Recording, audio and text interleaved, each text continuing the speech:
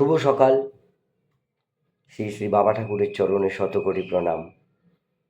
আজকে যে ছোট্ট নিবেদন, একটা বিশ্বাসের উপরই, বিশ্বাস, অখণ্ড বিশ্বাস, তার উপরই একটা ছোট্ট গল্প।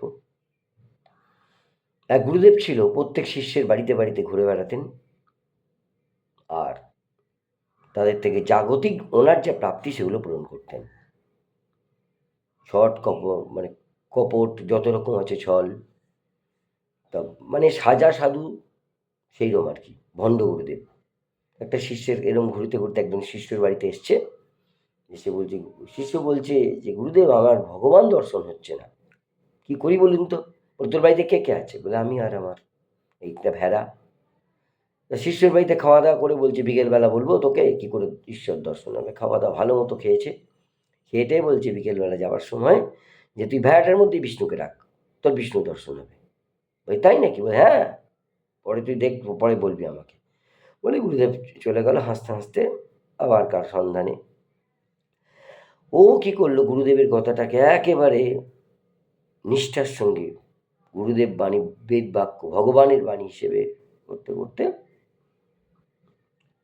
ও চর্চা শুরু করলো। গুরুদেব ঠিক যথারীতি এরম চলে যাওয়ার পর ঘুরে ঘুরে ঘুরে ঠিক 1 বছর বাদে ওই গ্রাম দিয়ে যাচ্ছে। তা ভক্তটার নাম ছিল ভোলা। তা একজনকে জিজ্ঞেস করলো, এই ভোলা কি জানিস, ভোলার কেমন আছে? বলে, যাই তো জেনে আসি। গুরুদেব ভাবলো, জেনে আসি ভোলার কন্ডিশন কি। বললো, ভোলা তো পাগল হয়ে গেছে। গুরুদেব ভাব, যা, আমার কথা শুনেই পাগল হয়ে গেল, তাড়াতাড়ি চলে যাই এখান থেকে, যদি দেখতে পায় কোনো আক্রমণ টাক্রমণ করে। সেই সময় যাচ্ছে, আর হঠাৎ ভোলার সঙ্গে দেখা।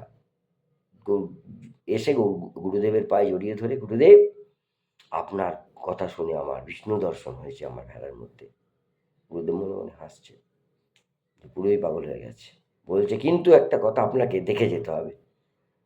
বলছি, কি বলছি? না না, তার আছে, না না, আপনাকে দেখতেই হবে, চলুন আমার সঙ্গে। সে ধরে বেঁধে নিয়ে গেছে, ভয়ে ভয়ে গেছে। তা বলছে গুরুদেব, এবার বিষ্ণুকে বলছে ভেড়াটার মধ্যে যে, তুমি দেখা দাও। তোর ভেতরে কেউ বললো কালকে সকালে, তার আগে বললো যে, যে নিষ্ঠা ভক্তি বিশ্বাস থাকলে আমাকে দেখা যায়, তো সেইটা তো তোর গুরুদেবের মধ্যে বিন্দুমাত্র নেই। বলছে, ওসব জানি না। গুরুদেবের কাছে মিথ্যাবাদী প্রতিপন্ন করবে নাকি আমাকে? আমাকে তোমায় দেখা দিতেই হবে গুরুদেবকে। বলে, ঠিক আছে, কাল সকালে স্নান টান করে এবং তোর বাড়িতে ঠাকুর ঘরে চোখ বন্ধ করে দুজনেই বসবি। যথারীতি গুরুদেবকে বলেছে। গুরুদেব তো সম্পূর্ণ তার মধ্যে সন্দেহ। তা যাই হোক, ওর কথা শুনে স্নান টান করে এসে বসেছে। বসে বলছে, এক মনে ভেড়াটা স্মরণ করবি। স্মরণ করছে দুজনেই। গুরুদেব দেখছি যে শঙ্খচক্র গদা পদ্ম দিয়ে ভেড়ার মধ্যে থেকে আস্তে আস্তে করে বেরিয়ে আসছে। সে কে অপূর্ব রূপ, সৌন্দর্য, বিভোর হয়ে গেছে উনি। আস্তে আস্তে কোন ভাবের ঘরে চলে গেছেন উনি। তারপরে চোখ খুলে দেখছি ভেড়াটা দাঁড়িয়ে রয়েছে। সঙ্গে সঙ্গে গুরুদেব ভোলার পায়ে জড়িয়ে ধরে, তুই আমাকে আজ ঈশ্বর দর্শন করালি, তোর জন্য ঈশ্বর দর্শন হলো, তুই আমার গুরু, আমি তোর গুরু নই, বলে হাউ হাউ করে কাঁদতে শুরু করলো গুরুদেব। বলে, এ কী করছেন গুরুদেব, এ কী করছেন? এ তো মহাপাপ আমার। না না, তুই আমাকে সঠিক পথের সন্ধান দেখালি ভোলা। অনেক অসৎ কাজ করেছি, অনেক বাজে কাজ করেছি।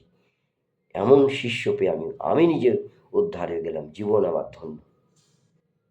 তো মরাল অফ দ্য স্টোরি, বিশ্বাস কোথা থেকে পেয়েছেন না বড় কথা না, বিশ্বাসটাই বড় কথা।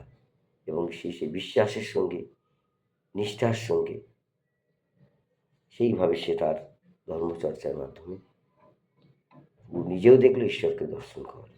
সুতরাং আমাদের প্রত্যেকের মধ্যে এই রকম বিশ্বাস দরকার। জয় গুরু। আজকে এই পর্যন্তই।